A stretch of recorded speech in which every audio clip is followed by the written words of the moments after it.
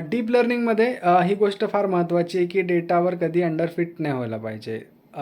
तर ओव्हरफिट झालं तरी चालेल. बेसिकली मी असं का म्हणतो आहे, कारण ओव्हरफिट जर झालं मॉडेल डेटावर, तर आपण त्याला काय म्हणतात ड्रॉपआउट्स किंवा रेग्युलरायझेशन वापरून त्याला आपण लाईक आयडियल फिट करू शकतो.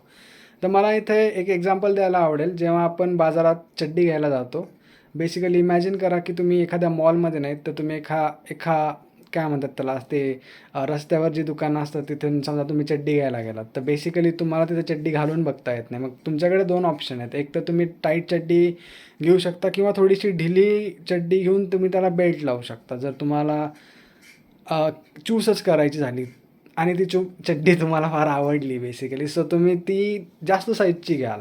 कारण जास्त साईजची घेतली तर तुम्ही बेल्ट लावून त्याला फिट करू शकता, राईट? तर तीच काय म्हणतात आयडिओलॉजी या ठिकाणी ॲप्लिकेबल आहे. तर तुम्ही कधी पण अंडरफिट करायचं नाही आहे. तुम्हाला ओव्हरफिट करायचं आहे आणि ओव्हरफिट करूनच तुम्हाला काय म्हणतात त्याला ड्रॉपआउट्स, रेग्युलरायझेशन वापरायचं आहे आणि तुमचं काम करायचं आहे. So thank you.